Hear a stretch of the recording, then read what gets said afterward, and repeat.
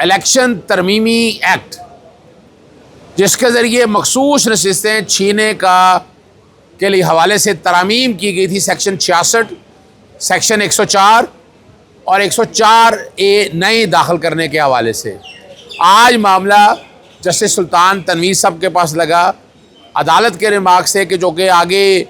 دنوں میں وہ یہاں لاہور میں نہیں ہے، پرنسپل سیٹ پہ نہیں ہے۔ معاملہ بہت ہی اہم نوعیت کا ہے، سپریم کورٹ کا فیصلہ آ گیا ہوا ہے، اور اس فیصلے کے بعد سامنے رکھتے ہوئے اس فیصلے کی تشریح کی بات ہے۔ عدالت کو بتایا کہ یہ جو کہ فوری طور پر سننے والا معاملہ ہے، مخصوص نشستوں پہ پاکستان تحریک انصاف کا حق ہے، اور پاکستان تحریک انصاف کو یہ حق نہیں دیا جا رہا۔ لکھا گیا ہے الیکشن کمیشن کو بھی، اور الیکشن کمیشن توہین کر رہا ہے، اور ساری ہسٹری بیان کی ہے اس کیس میں کہ کس طرح یہ بدنیتی پر مبنی جو ہے یہ ترامیم ہے۔ پاکستان تحریک انصاف کو الیکشن کے پروسیس سے باہر رکھنے کے لیے ڈسکا کے الیکشن کے بعد اگر دیکھا جائے 90 دن کے الیکشن کا معاملہ، توشہ خانہ کے cases, prohibited funding, election commission کی توہین، الیکشن نہ لڑنے دینا، نومینیشن پیپر کے حوالے سے سارے معاملات کو اگر آپ سامنے رکھ کر دیکھیں، پھر الیکشن کا سمبل لے لینا،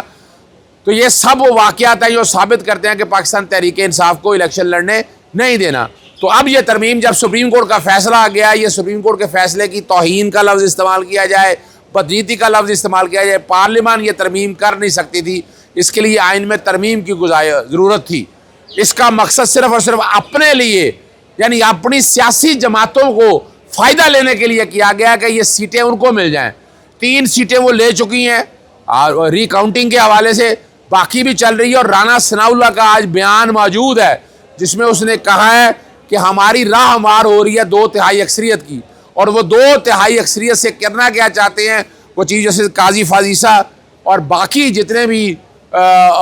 ججز کی ریٹائرمنٹ کی ڈیٹ ہے یا باقی معاملات ہے، اس میں وہ ترامیم چاہتے ہیں تاکہ اپنی مرضی کا معاملات یہ سارے آ سکیں۔ آج جسٹس سلطان تنویر صاحب سے یہی گزارش کی گئی ہے کہ یہ والے کیس کی سماعت آج ہی مقرر کی جائے۔ انہوں نے معاملہ ایکٹنگ چیف جسٹس کو بھجوا دیا ہے تاکہ کیس کی سماعت مقرر کی جائے۔ السلام علیکم، محمد اظہر صدیق اپنے پروگرام میتھ نیوز کے ساتھ حاضر ہے۔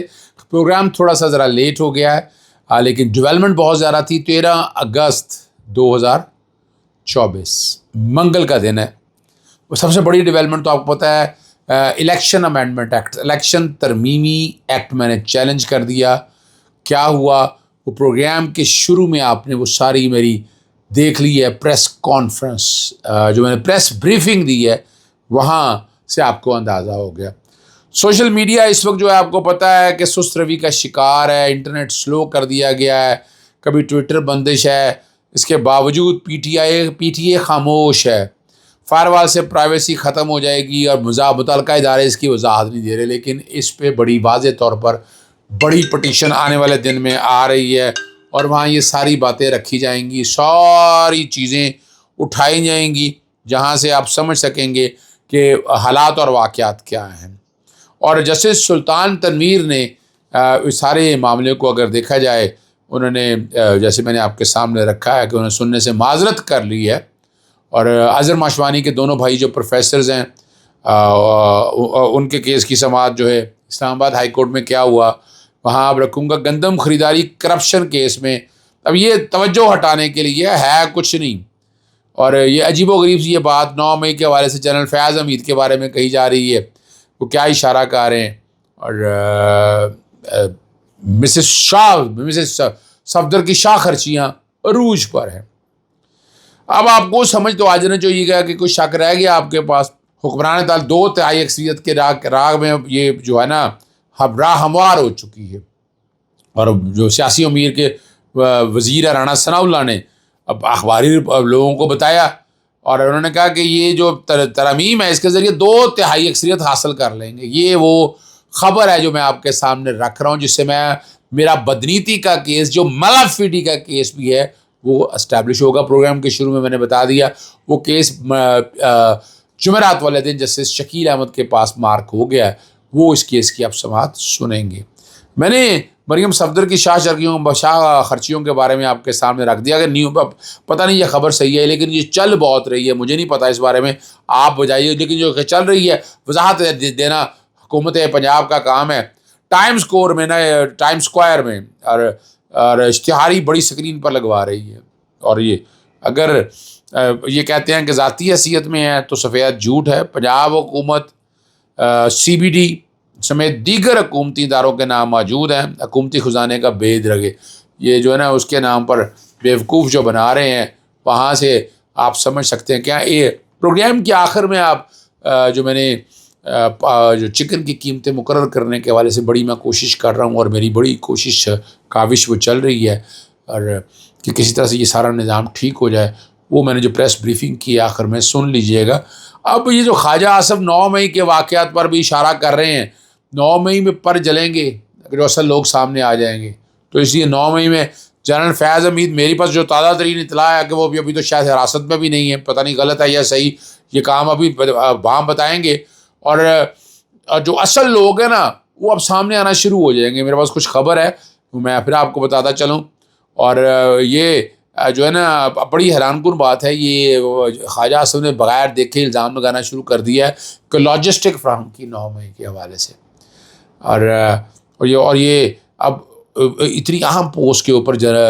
خواجہ آصف موجود ہیں، لیکن جس طرح کی پنجاب بھی کہتے ہیں بونگی ہے جس طرح کی مارنے اچھی بات نہیں ہے، اور انہوں نے پھر انکشاف اور بھی کیا ہے کہ جنرل قمر جاوید باجوہ جب وہ ریٹائرمنٹ کے قریب پہنچے تھے تو اپنا خود آرمی چیف بننے کے لیے آخری 24 گھنٹے تک کوشش کی ہے۔ جنرل ریٹائرڈ فیاض حمید کے بارے میں کہہ رہے ہیں، وہ نواز شریف سے معافیاں مانگتے رہے۔ نواز شریف معافیاں کہاں مانگ رہے ہیں بھئی، آپ خود کہتے رہے ہیں کہ 2018 میں عمران خان کی حکومت ہے، جنرل فیاض حمید آپ سے رابطے میں تھے، کیا معافیاں مانگنی ہے؟ وہ تو ڈرامہ کرتے رہے جنرل فیاض حمید اور جنرل باجوہ کے بارے میں، جو باتیں آپ کرتے رہے، لیکن حقائق جو آپ کے سامنے ہیں وہ تو آپ کو پتہ ہونی چاہیے نا، وہ تو شاید آپ کو اندازہ ہی نہیں ہے۔ چلیں، اور اب یہی کہتے ہمارے سامنے میں ایک بندے سے بھی رابطہ کیا، اور انہوں نے کہا کہ جنرل باجوہ جو ہے نا مزید توسیع یا جنرل فیاض کی بطور آرمی چیف کرنی چاہتے تھے۔ آخر میں انہوں نے ہماری کو مختلف آپشن بھی دی، اگر لیفٹیننٹ جنرل چیف نہیں بناتے تو کسی تیسرے شخص کو، ابھی تیسرے شخص کا نام بھی ہے، مگر موجودہ chief army chief Asif Munir کو نہ لگائیں۔ اب یہ جنرل قمر جاوید باجوہ کے بارے میں باتیں کی ہیں، اور وہ بتا رہے ہیں کہ جنرل قمر جاوید باجوہ اور جنرل ریٹائرڈ فیاض حمید کا ذاتی تعلق ہے، گہرا تعلق ہے دونوں، جبکہ دونوں کے سسر بھی آپس میں قریبی تعلق رکھتے ہیں۔ یہ وہ بتا رہے ہیں جو ہمیں پتہ نہیں اب سچ ہے یا غلط ہے یا صحیح ہے، جو کچھ بھی ہے آپ لوگوں کے سامنے ہے۔ گندم کرپشن کیس میں جو اہم پیش رفت ہو گئی ہے، سابق جنرل مینیجر پاسکو ظہور احمد رانجھا گرفتار کر لیا۔ گندم جو خریداری کرپشن میں جو ہے نا اہم پیش رفت ہے، سابق GM پاسکو ظہور احمد رانجھا کو گرفتار کر لیا ہے، اور انہوں نے کہا جی پالیسی تبدیل کرنے پر گرفتار کی ہے۔ گندم پالیسی فراڈ کر کے تبدیل کی، پالیسی میں کسانوں کے بجائے آڑتیوں سے گندم کا خریدنے کا لکھا گیا، اور حکومت کا کہنا ہے کہ گندم پالیسی میں سابق GM نے تمام ڈسٹرکٹ آفیسر کو MD پاسکو کے دستخط کے ساتھ پالیسی لیٹر جاری کیا، اور پالیسی تبدیل کرنے اور جاری دستخط کرنے کی دفعات کے تحت یہ گرفتار کیا گیا، اور انہوں نے کہا سابق MD پاسکو شامل تفتیش کر لیا گیا ہے۔ لاہور زون جو سرفراز خان ور کا کہنا ہے کہ زیر تفتیش جاری ہے اس کے، اور اب میرٹ پر تفتیش یہ کی جائے گی۔ آخر میں جو بات ہے، اظہر مشوانی کے بھائیوں کے عدم افریقین کے خلاف توہین عدالت کی کارروائی کا جو ہے عندیہ دے دیا۔ جسٹس میاں گل حسن اورنگزیب کے روبرو 2 لاپتہ بھائیوں کے ان کے والد کی درخواست پر سماعت ہوئی، اور